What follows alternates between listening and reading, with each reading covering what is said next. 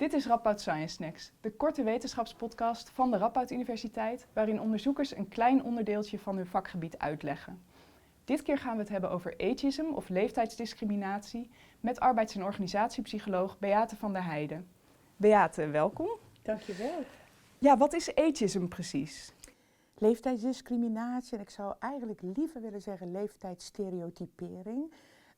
Het gaat om structureel bepaalde kenmerken toedichten aan een categorie, aan een groep mensen, zonder rekening te houden met individuele verschillen.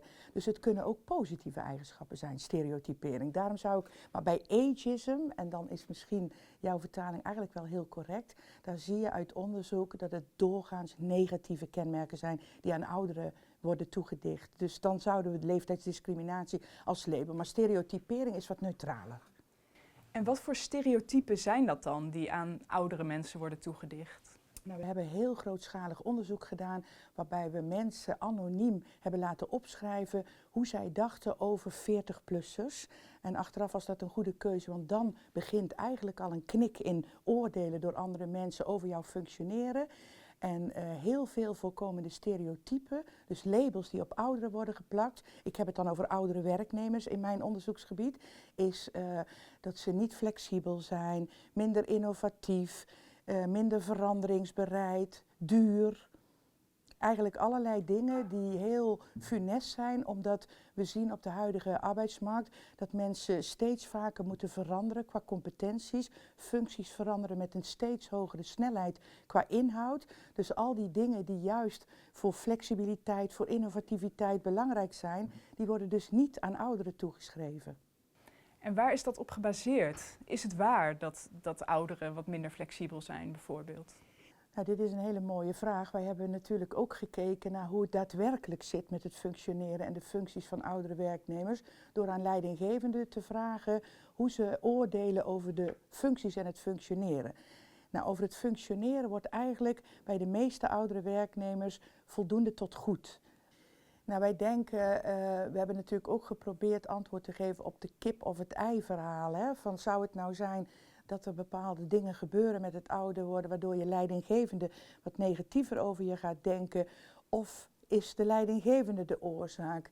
Als we kijken, nou ja, in mijn psychologieopleiding heb ik me ook wat bezig gehouden met psychogerontologie, de psychologie van de ouder wordende mens.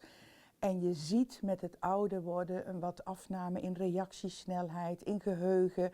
Maar dat zijn dingen zeker in ons soort functies, kenniswerkers, middelbaar en hoger opgeleiden, dus heel vaak ruimschoots te compenseren door ICT, andere hulpmiddelen. Dus dat zou eigenlijk geen verklaring kunnen zijn. Wij denken toch eerder dat de houding van de leidinggevende ervoor zorgt dat ook veel oudere werknemers om niet continu hoeven op te boksen tegen de beeldvorming, misschien echt wat achterover gaan leunen, wat weer de stereotypering bevordert. En wat het voor de mensen die wel ambitieus zijn en door willen gaan, ook weer moeilijk maakt. En daarom ben ik er heel erg voor om best practices ook voor het voetlicht te brengen. Want dan maak je het voor collega oudere werknemers ook weer makkelijker, die misschien wat meer lam geslagen worden door die negatieve beeldvorming. Wanneer begint ageism precies? Wanneer kun je ermee te maken krijgen? In ons onderzoek hebben we gekeken naar mensen, ja, eigenlijk vanaf dat ze op de arbeidsmarkt actief worden tot pensionering. En dan zie je, als je alle beroepstypes bij elkaar voegt, om en nabij de 40. Dan is de kans groter dat er negatief gedacht wordt over jouw toekomstige loopbaanpotentieel, jouw duurzame inzetbaarheid, jouw employability. Dit is alle groepen bij elkaar. Als je nog wat verder gaat kijken naar verschillende categorieën, beroepsgroepen, dan zie je wel verschillen. Bijvoorbeeld in de ICT zag je die knik al bij 36, 37 jaar, waarbij dus de kans dat je leidinggevende negatiever denkt over jouw toekomstige mogelijkheden afneemt al op die leeftijd. En als ik kijk naar mijn eigen type functie, ik werd op mijn 35e hoogleraar, dan vrouw, nog niet grijs, dan krijg je bijna een omgekeerde stereotypering en dat je je moet bewijzen.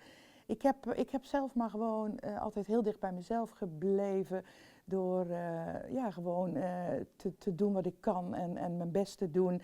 Dus ik probeerde daar dan geen angst door te ontwikkelen, maar het was wel een omgekeerde wereld. Het was niet heel veel voorkomend. Zijn er kenmerken te noemen van oudere werknemers die juist positief zijn? Die nu over het hoofd gezien worden misschien? Ja, ik vind dat er veel meer aandacht en respect moet komen voor coping-style strategieën die bij ouderen beter ontwikkeld zijn. Omgaan met probleemsituaties. Omdat je langer geleefd hebt en meer levensgebeurtenissen hebt meegemaakt, heb je ook een breder arsenaal waar je uit kunt putten, omdat je geoefend hebt om met heel moeilijke situaties om te gaan, zogenaamde copingstrategieën. Synergie in competenties, je hebt toch je expertise, je weet waar je sterktes, waar je zwaktes liggen. Je hebt een betere metacognitieve kennis. Wat mis ik nog?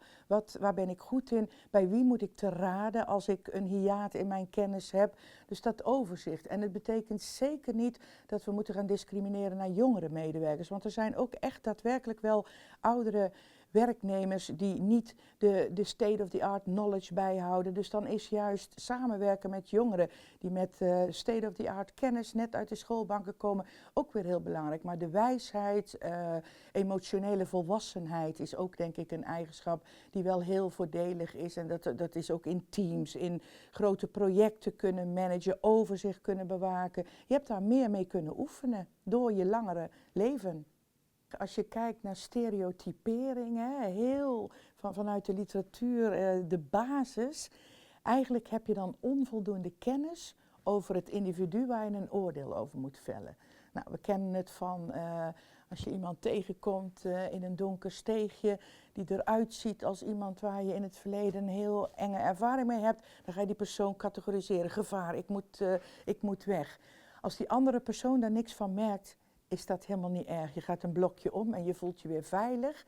Maar op de werkvloer, als je zonder onvoldoende kennis te hebben over die collega die wat ouder is, die persoon in een hokje gaat stoppen en waar dan dus doorgaans negatieve karaktereigenschappen of kenmerken aan toegedicht worden, dan gaat dat jouw houding ten opzichte van die hele groep mensen bepalen. En dan laat je je dus niet tot interactie met een individu waar jij een oordeel op vormt leiden.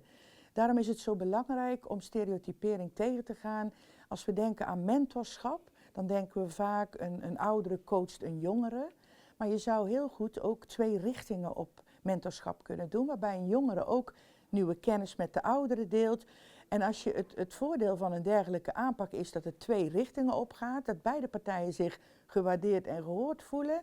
En dat de oudere denkt, goh, wat een ontzettend leuke gast, die jongere collega. En die jongere denkt, nou, hier kan ik echt nog wel wat van leren. Je gaat je veel meer laten leiden door het individu met zijn of haar kracht in plaats van een groep.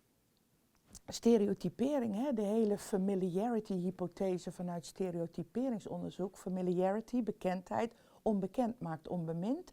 Dus als je meer interactie hebt, bekend maakt bemind. Zorg dat je vooral veel omgaat met de oudere werknemers of met de jongeren als je stereotypen hebt over jongeren. Want dan kunnen ze gebufferd worden. Meer interactie. Waar gaat je eigen onderzoek precies over? Als je mij in een hokje zou moeten doen, dus laten we even gaan stereotyperen, dan zou ik mezelf loopbaanonderzoeker noemen. Eigenlijk heeft al mijn onderzoek te maken met loopbanen.